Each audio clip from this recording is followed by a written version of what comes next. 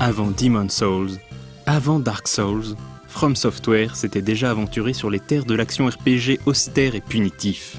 Cet ancêtre méconnu de Dark Souls se nomme King's Field.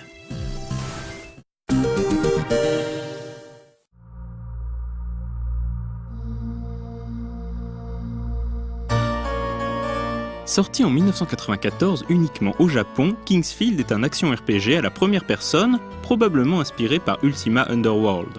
Le jeu prend place dans le royaume de Verdite, tombé sous la coupe d'une terrible malédiction, depuis que la famille régnante, les Reinhardt, ont commencé à pratiquer la magie noire.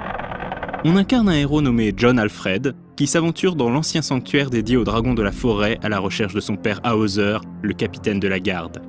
Hauser était parti enquêter sur l'apparition de monstres dans les catacombes du sanctuaire, mais n'est jamais revenu. Les images parlent d'elles-mêmes, King's Field est aussi dépouillé qu'il est lugubre. On explore de sombres dédales à peine texturés en affrontant des monstres étranges et cubiques. Il faut bien entendu garder à l'esprit que le jeu de From Software est l'un des tout premiers titres de la PlayStation et l'un des premiers jeux en 3D sur console, mais le gameplay de King's Field est aussi aride que ses graphismes. C'est un jeu difficile et assez abscon, qui ne donne que peu d'indices ou de direction aux joueurs. On est lâché dans le labyrinthe et il faudra se débrouiller pour comprendre ce qu'on est censé y faire, le plus souvent en mourant bêtement et fréquemment. Mais petit à petit, on se familiarise avec la géographie des lieux, on apprend à gérer le rythme des combats et l'endurance du héros, on gagne de l'expérience pour survivre un peu plus longtemps, et on progresse malgré tout à la seule force de notre volonté. Quand on vous dit que c'est l'ancêtre de Dark Souls, King's Field, premier du nom, fera l'objet d'un remake sur PC en 2000 pour promouvoir l'outil de création de donjons Sword of Moonlight. From Software réalise un deuxième épisode de King's Field l'année suivante. Nommé King's Field 2 au Japon, cet épisode fut le premier à sortir en Occident sous le nom King's Field tout court. Verdite connaissait la paix sous le règne du roi Alfred qui vainquit les forces du mal 15 ans plus tôt. Mais l'épée du clair de lune a été volée et le royaume est à nouveau menacé. Le prince Alexander part à la recherche de l'épée sacrée et sa quête le mène sur la mystérieuse île Mélanat. King's Field 2 reprend peu ou prou la formule de son prédécesseur, avec pour seul ajout de gameplay la possibilité de pouvoir courir. Les graphismes sont également un poil plus jolis, quoiqu'il serait sans doute plus juste de dire plus lisibles. Encore une fois, c'est aux joueurs de découvrir comment progresser par l'essai et l'erreur. Mais qui dit sortie occidentale dit aussi traduction en anglais et même en français, ce qui rend l'aventure un peu moins cryptique, même si la traduction et le doublage laissent souvent à désirer.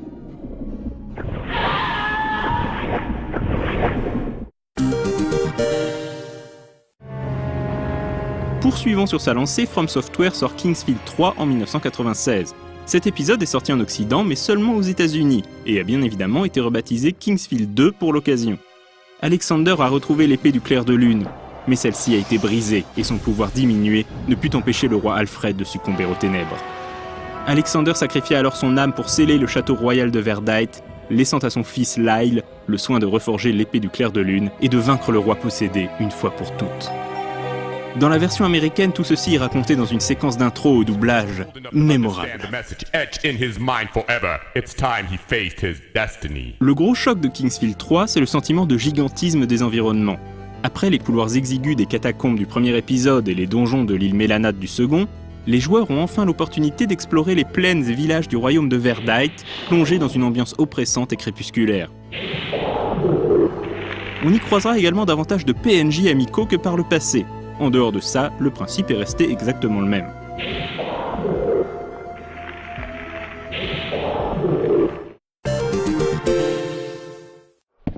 En 1998, From Software réalise un spin-off à la série King's Field, Shadow Tower. Le gameplay et l'ambiance de Shadow Tower sont très similaires à ceux de King's Field, et comme le jeu a connu une sortie américaine, certains joueurs outre-Atlantique ont pris l'habitude de surnommer ce jeu King's Field 3. Malgré les similitudes entre les deux séries, il existe toutefois quelques différences notables. Par exemple, Shadow Tower n'a pas de système de niveau ou d'expérience. Les statistiques du personnage incarné par le joueur augmentent en tuant certains types de monstres. Le gameplay de Shadow Tower intègre également la notion de durabilité des armes et armures. Shadow Tower a connu une suite sur PlayStation 2 intitulée Shadow Tower Abyss et sortie uniquement au Japon en 2003.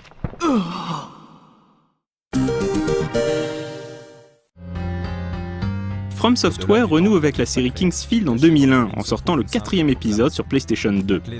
Kingsfield 4 n'a pas de lien scénaristique avec la trilogie originale. Le joueur doit ramener une idole maudite, la Statue des Ténèbres, dans les ruines de la ville sacrée afin de lever la malédiction qui frappe les royaumes des hommes.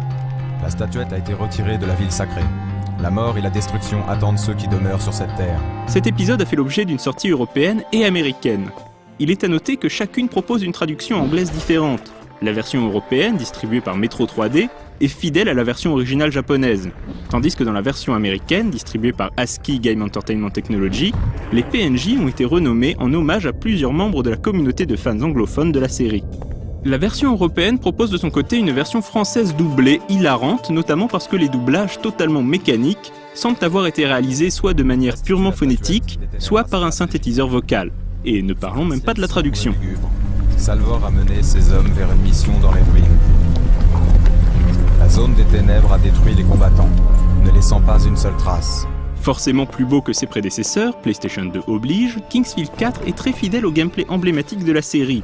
Mais son univers et sa direction artistique préfigurent déjà Demon's Souls et Dark Souls, avec par exemple cette salle terriblement familière, au centre de laquelle brûle un feu de camp.